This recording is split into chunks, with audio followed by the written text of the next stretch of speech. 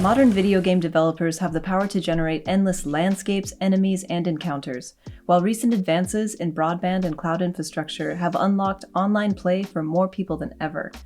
This is the result of decades of hardware and software innovations, and it now feels like anything we want to do in a game, we can.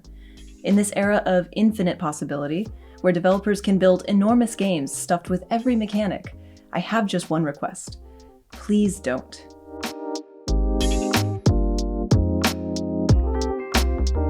I started thinking about the concept of restraint in video games while playing the Dead Space remake, so feel free to blame motive for this rant. I loved Dead Space when it came out in 2008, and I thought the remake achieved a beautiful balance between old and new. It preserved the most effective aspects of the original and retained its focus even in reimagined segments of the game. The brilliance of Dead Space lies in its tight corridors, expertly balanced toolset, and persistent monsters. And the remake uses the blessings of modern technology to enhance these core ideas without adding unnecessary bloat. Yes, Callisto Protocol, this is a personal attack. Dead Space is a 15-year-old game that feels more refreshing than most AAA titles coming out in 2023. The remake is frantic and horrific in the best way, and it doesn't need an open world, a million side quests, complicated stats, or online play to achieve this goal. In a creative industry, unrestrained by its tools, effective game design hinges on the features that are not included, and the Dead Space remake is a prime example of this philosophy. In 2023, the most powerful element in game development is editing. This wasn't true in the mid-2000s when EA was designing the original Dead Space. Development in the PlayStation 3 and Xbox 360 era came with built-in limitations that simply don't exist nowadays. Processing speeds and storage capacities have increased dozens of times over in consoles and consumer PCs. Motion capture is the standard for AAA titles, and online and cloud services have reached a crucial level of stability. It's just a completely different landscape. Game developers in 2006 were playing in a sandbox. Today, they're on the beach. This means the limitations have to come from within.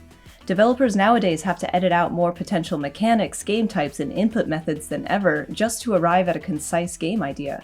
But once they find that core loop, they have an unprecedented ability to go deep and get weird with it. Unfortunately, it doesn't feel like this is happening at the highest, most well-funded levels of game development. A majority of AAA games in recent years have simply been big, with studios focused on creating procedurally generated open worlds or pushing the limits of graphical fidelity, rather than communicating a distilled message through mechanics or narrative systems. No one is convinced that we're currently in a golden era of game development. In fact, the dominant conversation in 2022 was about a lack of fresh AAA experiences.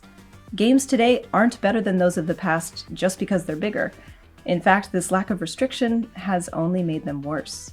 Which brings us back to the original Dead Space. The PS3 and Xbox 360 era of video games, spanning 2006 to 2013, spoiled us with exciting mainstream experiences. Listen to this list: Dark Souls, Alan Wake, Dishonored, Destiny, The Last of Us, Skyrim, Metal Gear Solid 4 and Revengeance, Red Dead Redemption, DMC, Portal, Arkham Asylum, and City, and of course, Dead Space. This is just a sampling of the iconic games that got their start in the 7th console generation, and it's an impressive list. There's a reason we're seeing so many remakes nowadays. And then there's Assassin's Creed. Ubisoft's Stealth series is a prime example of bloat death in AAA development, and its turning point came at the tail end of 2013. You know, back when Ubisoft was still making video games rather than just delaying them. Assassin's Creed Black Flag straddled the 7th and 8th console generations, and it was generally well received. 1 year later, we got Assassin's Creed Unity, designed specifically for the PS4 and Xbox One. If you've blocked it from the memory, Unity is this one. Not only was Unity filled with glitches, but it suffered from a greedy design philosophy that seemingly prioritized adding more descriptors to the game over the actual quality of those mechanics. Overall, Unity was a bland, buggy mess with a lot of marketing buzzwords on the box, and the brand never fully recovered from this stumble. It feels like Ubisoft forgot long ago that Assassin's Creed is a stealth series. I'm not saying that every game released between 2006 and 2013 was perfect, but I believe the era's hardware imposed limitations on developers that helped distill some games into their best form. And as consumer hardware increased in power, a lot of AAA studios were too easily distracted by all the shiny new features they could include in their games, the enormity of the worlds they could build, and they lost focus. But hey, I have hope they'll find it again. Capcom recovered from Resi 6, so truly, anything is possible. Effective game design has little to do with sheer processing power, and this isn't a new revelation. I mean, Vampire Survivors was a breakout hit of 2022. Tetris is played at a competitive level even today. Playdate, a monochromatic, palm-sized handheld, is the most exciting bit of gaming hardware to hit the market in years. And say what you will about the Switch subsisting on decade-old smartphone chips, but Nintendo has been suspiciously insulated from the AAA bloat trend, and along the way it even produced an iconic open-world game with Breath of the Wild.